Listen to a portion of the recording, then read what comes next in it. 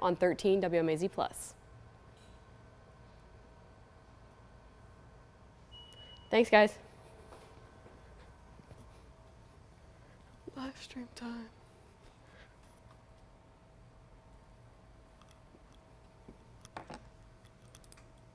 Should I put a brief tornado?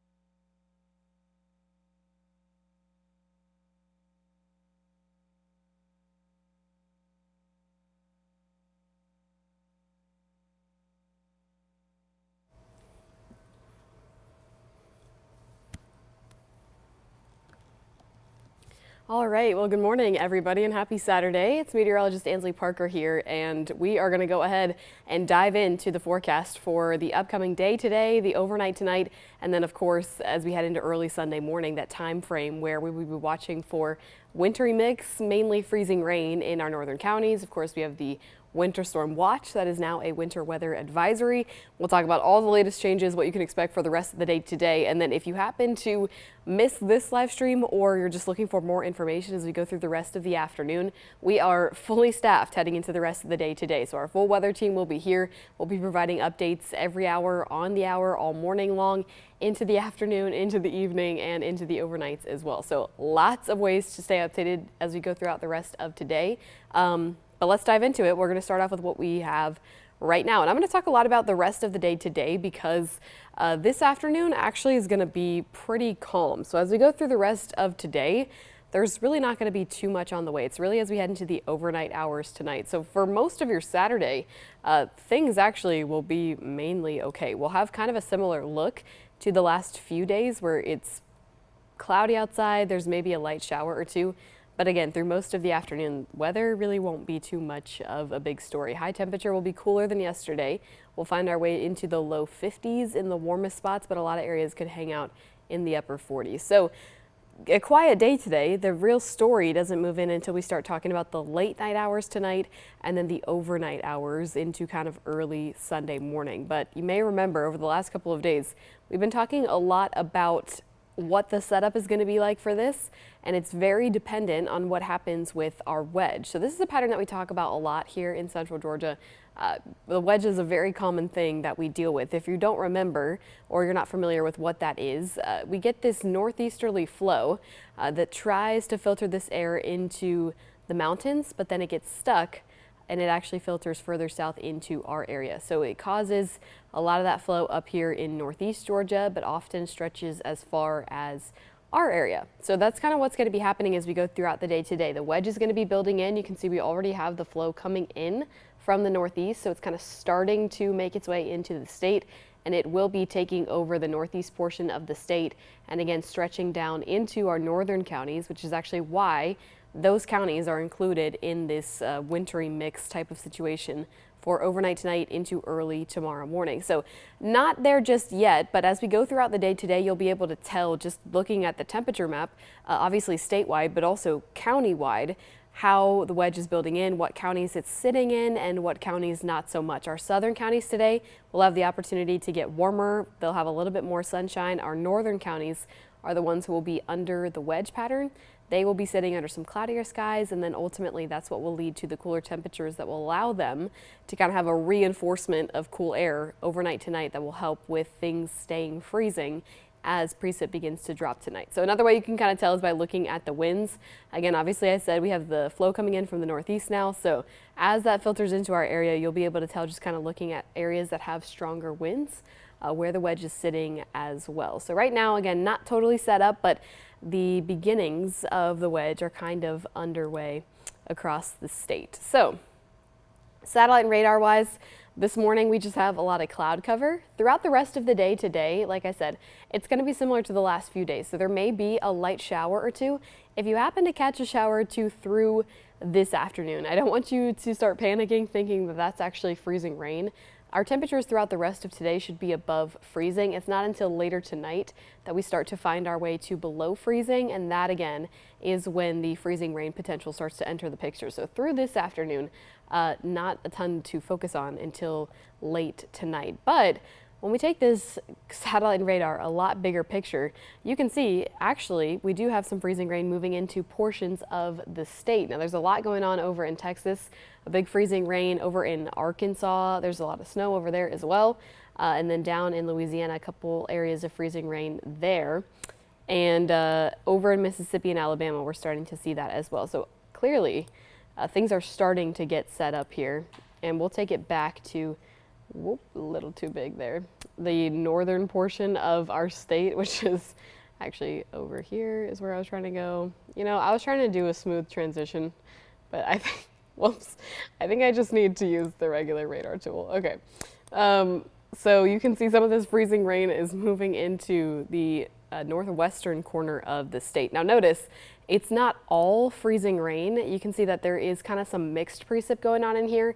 The radar's having a hard time picking up with what's frozen and what's not. So a little bit of a mix going on up here in the northwest corner of the state, but it's already starting for these areas. So actually these counties up here in northwestern Georgia were under their advisories, their warnings, their watches for an earlier time frame than the rest of the state. So just because they're seeing stuff right now does not mean that our timeline has changed at all.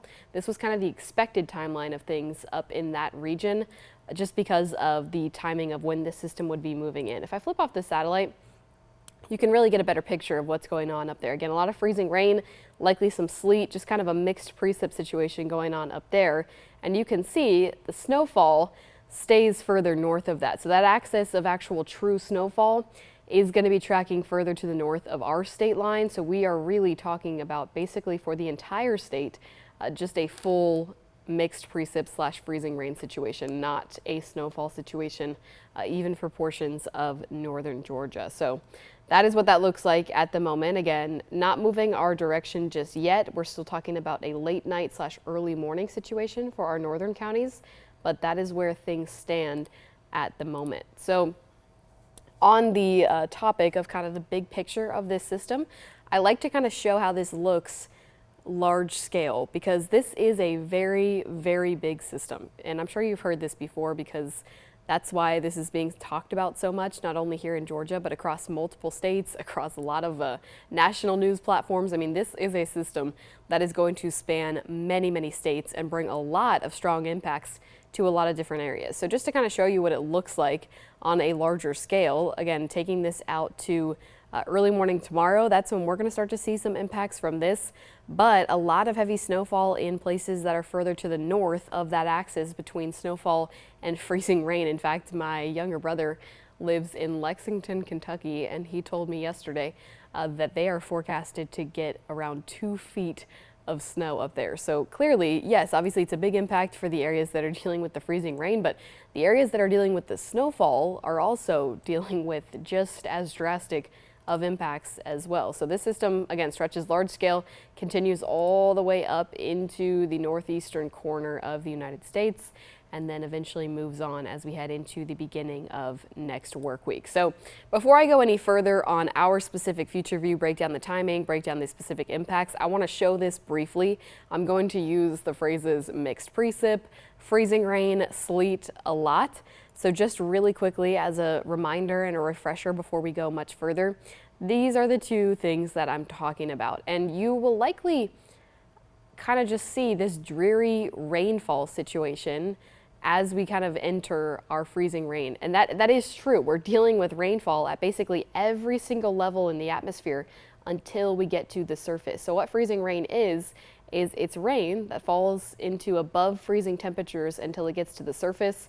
The surface is freezing, meaning that water, once it comes in contact with the surface, actually freezes. So that's why it causes an ice issue, because yes, it's rainfall, but then it freezes on the surface, creates a coating of ice, where it falls, and that is the issue with freezing rain, and that's why it has such drastic impacts. There may be some areas up in North Georgia that deal with sleet, kind of a similar story, falls into a warmer sector in the atmosphere and then starts to freeze as it makes its way to the surface. So we're talking about a freezing rain potential here in central Georgia, but you may also hear me mention sleet, and that is what sleet is. Some parts of North Georgia may deal with that as well. So let's talk a little bit about the severity of the impacts. I really like this graphic. The National Weather Service made this, and they've been using it a lot to highlight which areas are going to be dealing with the strongest impacts from this system. Now you'll notice, most glaringly, here in central Georgia, we are on the very low end scale of any sort of impacts. This is a new category actually added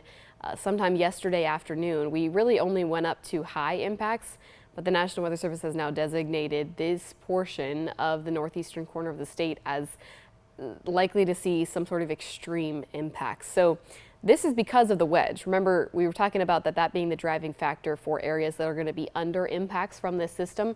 The wedge builds into the northeastern half of the state, so that's why it takes on this shape. It's not a coincidence.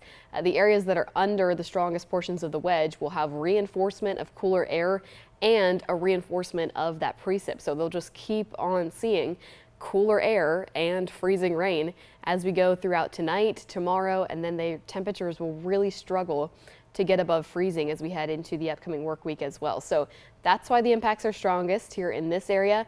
In the northern kind of entire tier of the state, we're still talking about high impacts because, again, the wedge will still be building into most of the northern portion of the state. Then we start to talk about our area. We are in this low to moderate category. Our northern counties that are included in what I'll show you here in a minute, which is a winter weather advisory, are in this moderate category. Now, whoa, I did not mean to flip over to the future or to the 7-day. I accidentally just hot buttoned when I meant to spacebar. What I wanted to show you was this is the kind of key to what I'm showing you here. We are in that moderate to low category. That means that in our moderate areas, we're talking up to 1/4 of an inch of ice. So that is still an impact. We've talked about this a lot over the last couple of days. 1/4 of an inch of ice is still capable of making some roads a little bit hazardous and then also causing a couple of power outages as well. Obviously, the much higher, more extreme impacts are when you go beyond that 1/4 of an inch. And then we also have some areas that are not necessarily in that winter storm or winter weather advisory.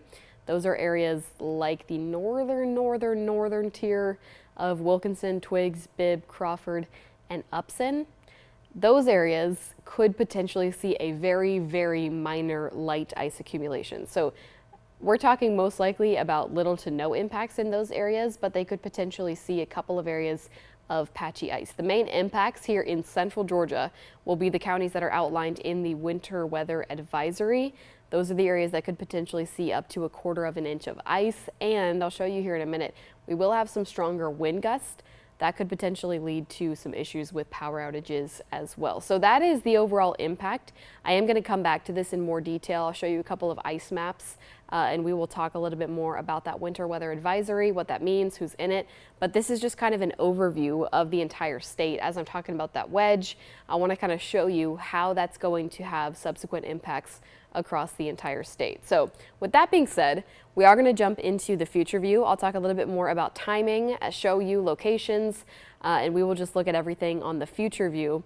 And then again, I will go into more of those impacts. And then I know we are live on Facebook and I will address questions on Facebook at the end as well. So save your questions. I promise I see you, I will get to you. Let me just kind of run through this first and then I will turn to questions here at the end. So starting with today, like I mentioned, through the day today, overall impacts are going to be extremely minimal. We have a light rain chance out there, but other than that, we are not going to see any sort of freezing rain through this afternoon because our temperatures are just going to be too warm. So occasionally you might see, a stray shower or two, but overall through today, it should be a mainly dry, quiet day. If you're looking to get outdoors and you are in our northern counties, kind of worried about the timing of this whole thing, you should be fine until we get into kind of the late night hours tonight. You can see even by this evening, still we haven't made that transition yet into freezing rain, even parts of northern Georgia.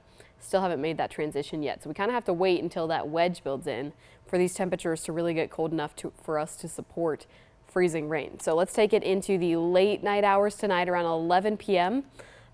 This is when we start to make that transition. Notice this freezing area here is trying to stretch into our region. So in the overnight hours tonight, really the early morning hours, I'm going to say that a lot. That means basically Sunday after midnight.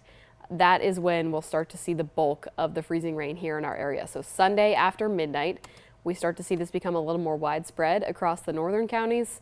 Again, southern counties will still be seeing rain, but it's really this line of transition. Freezing temperatures up here because they're under the wedge, above freezing temperatures down here because the wedge will not stretch quite that far. So throughout the morning, everybody's going to be dealing with rain, but north of I-16, that rain could be freezing. South of I-16, that rain will likely just be regular rain. We're still in the early morning hours Sunday. Likely a lot of you guys are sleeping.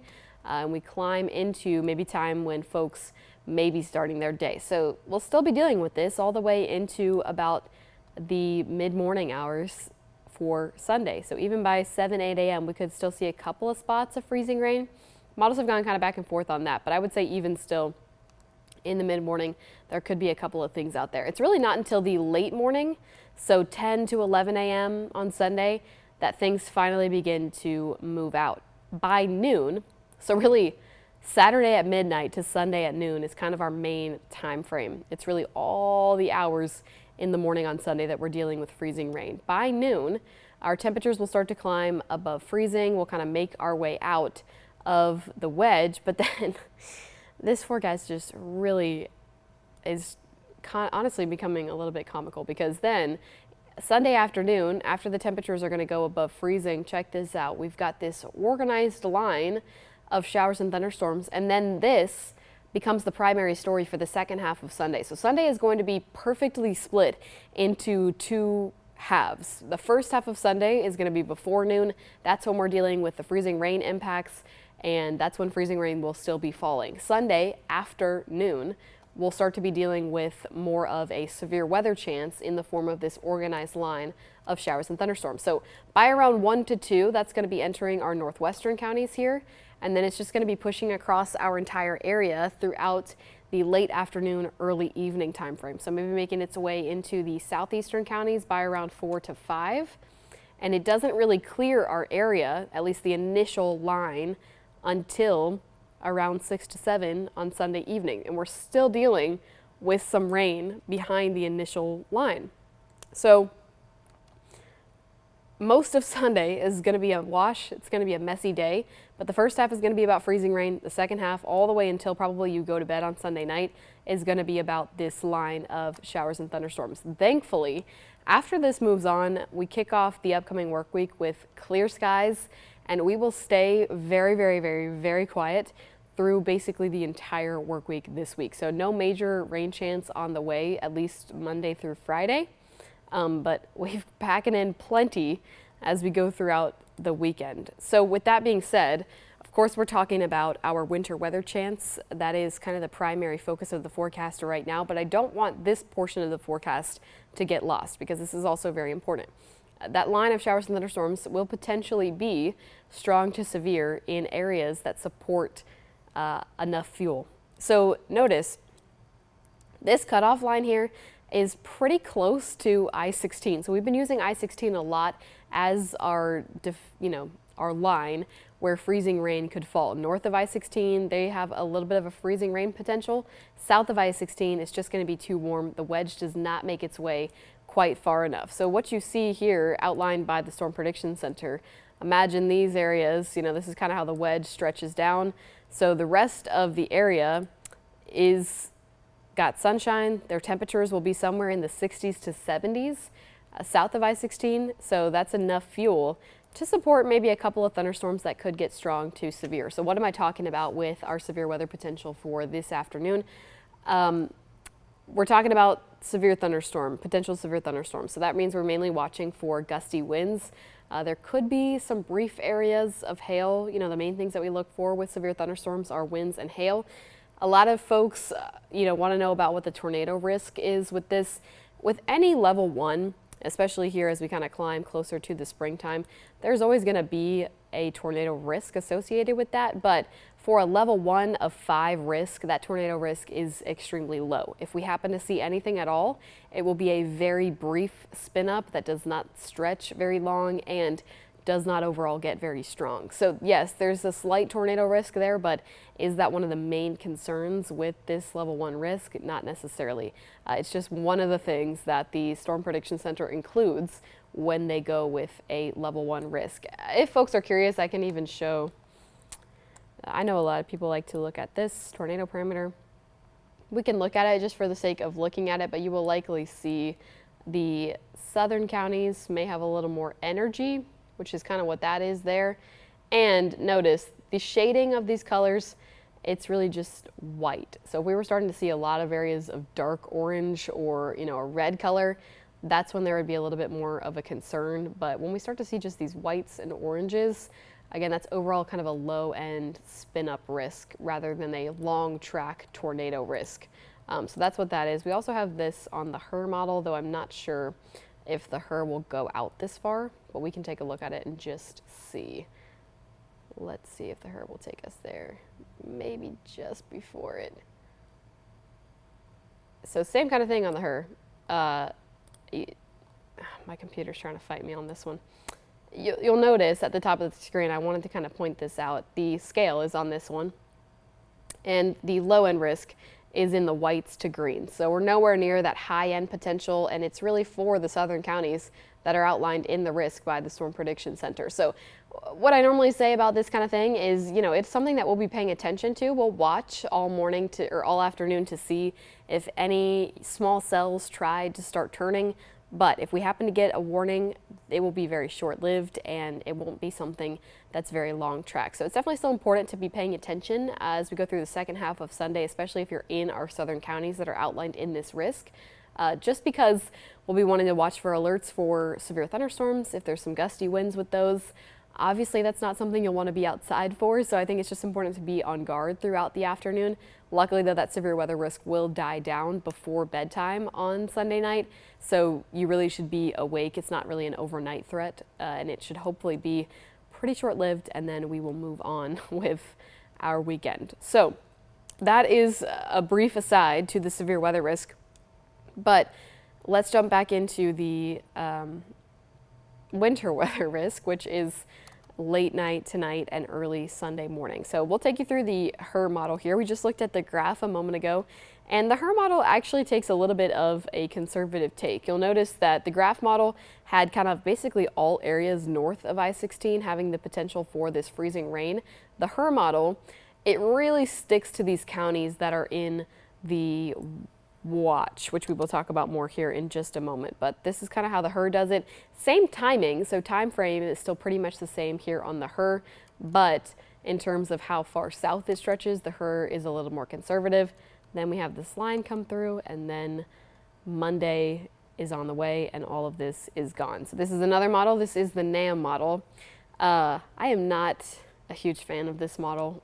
It's just a very outdated one, but it's one of our higher resolution models, so we will use it nonetheless. Again, you'll see a similar thinking to both the HRRR and the graph. Same kind of time frame.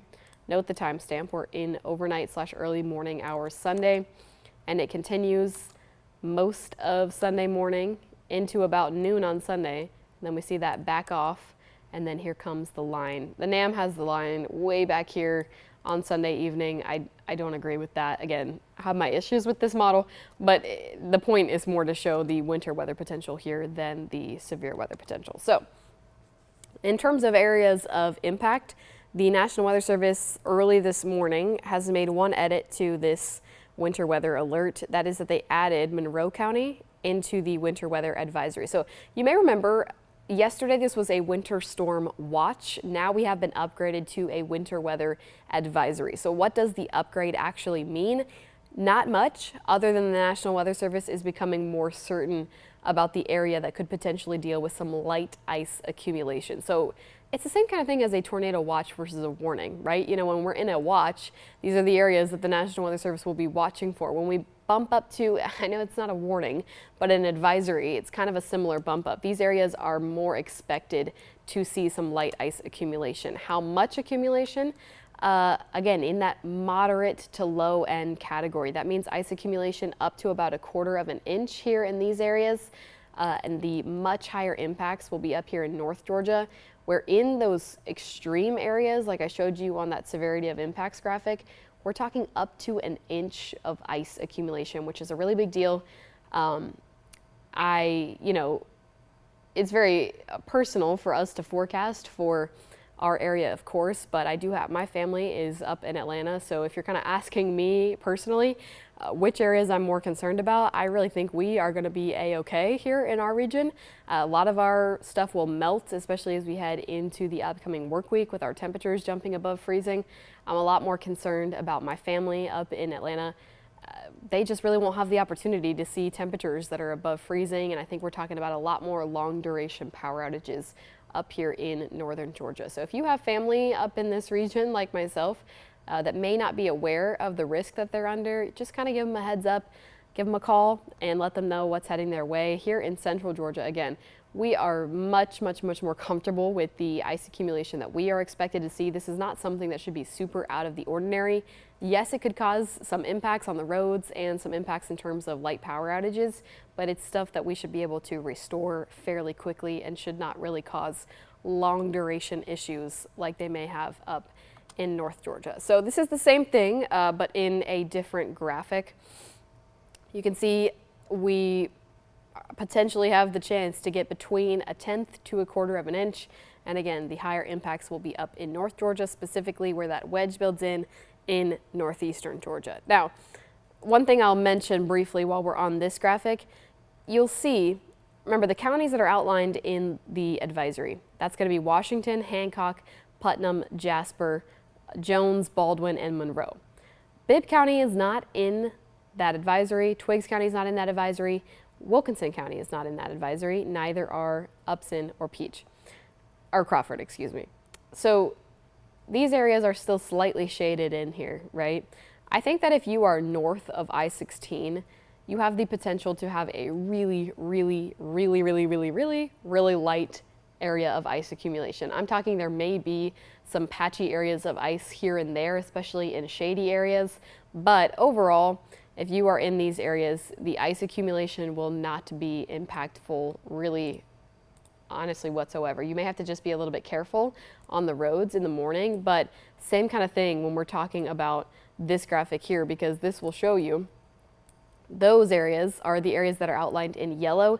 We're talking very minor ice accumulation, potentially less than 1/4 of an inch, maybe in some spots even less than a measurable amount. We're talking trace amounts of ice accumulation. So here in Macon, that's kind of one of those areas that's on the dividing line. I would say, you know, me personally, if you're asking me what I'm going to do on Sunday morning, I'm going to try to avoid being on the roads Sunday morning just because I don't want to encounter an area of potential slight ice accumulation, especially because when we're on the roads, it can be especially difficult to see.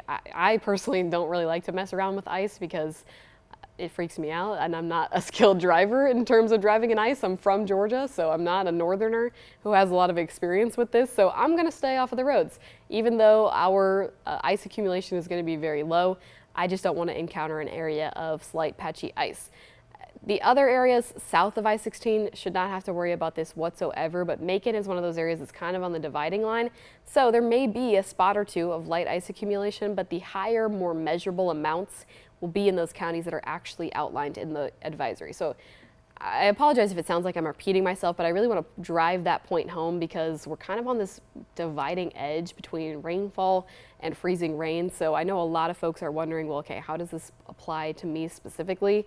It's really just that kind of Macon area that's on that dividing line. Warner Robins, Dublin, areas south of I-16 should not really have to worry about this whatsoever. And it's echoed further when we look at these projected model totals with ice. In fact, a lot of these long range models have backed this off from even really dealing with our northern counties quite so much. I definitely think our northern counties will see something, but you'll notice, you know, a lot of these models, the GFS and the Euro and the NAM, this morning at least, have kind of backed this off just a little bit. Now I'll say yesterday they were a little more involved with our area seeing something.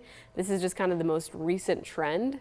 but it's kind of good news for us. It really just looks like any sort of accumulation is going to be up there in the advisory areas, and otherwise it's going to be pretty minimal impacts here across central Georgia. So quickly, let's talk about what these accumulations could actually mean here in our area. When we're talking about a tenth to a quarter of an inch, that's when we're talking about just a light glaze. So this means that we could have a couple of slick spots like I was mentioning. That's why I'm going to be off of the roads. Just don't want to encounter any really light slick spots that could be on the roads or on sidewalks, but it's definitely not going to make the roads impassable. You can be on the roads if you choose to, so long as you exercise some caution. Now we're at the quarter of an inch. Those are the areas in the advisory that are going to have some slightly more problematic ice issues.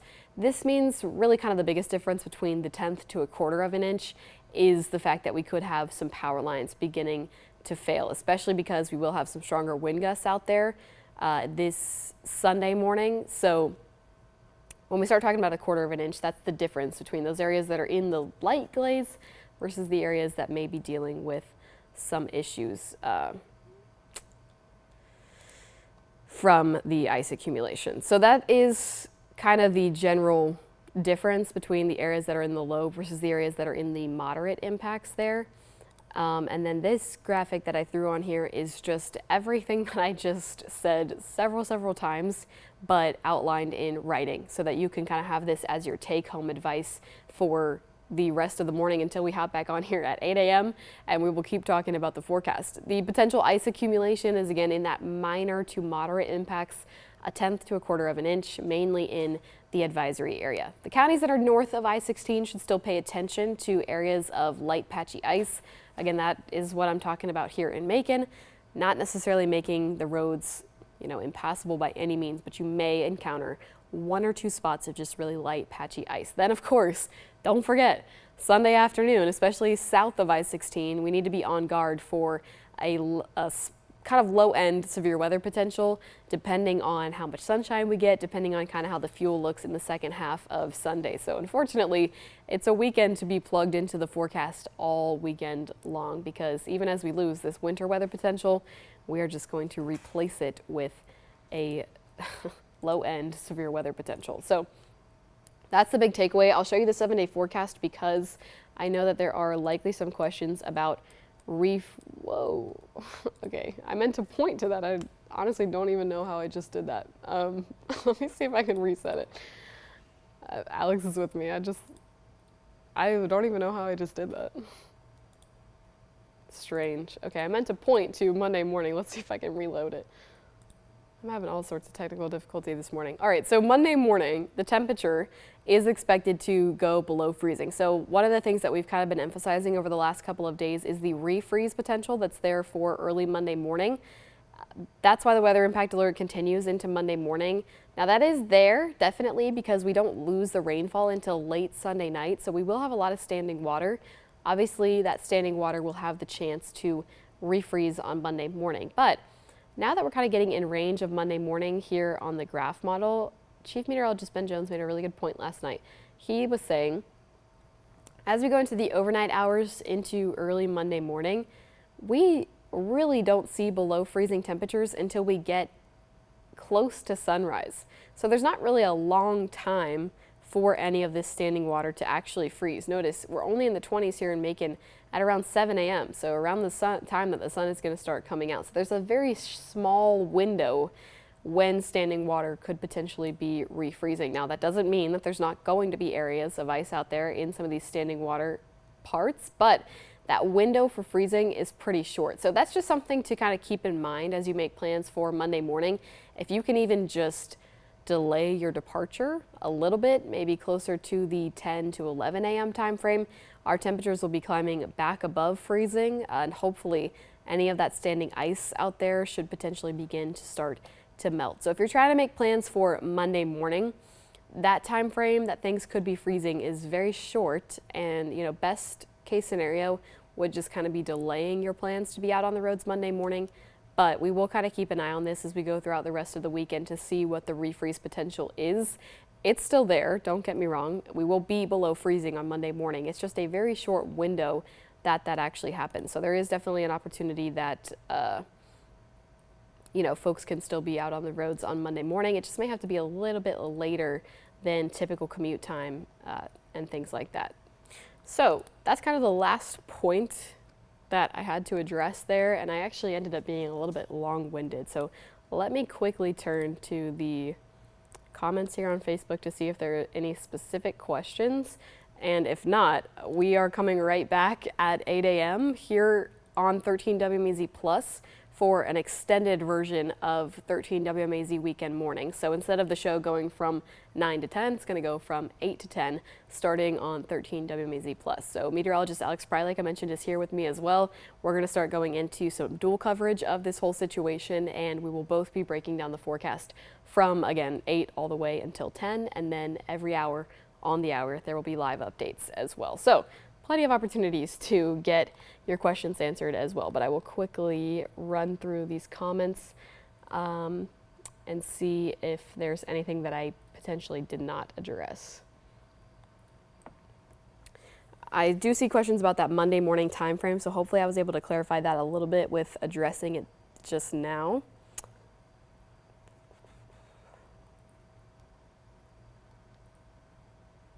And I see folks trying to say don't drive if you don't have to, and I totally agree with that, especially for counties that are north of I-16. All right, I've got one question that's a little more specific that I can definitely touch on.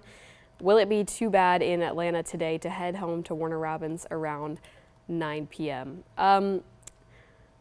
Around 9 p.m. in the Atlanta area may be getting a little bit dicey as we kind of take this out. Oh, this is the HER model. Let's use the graph.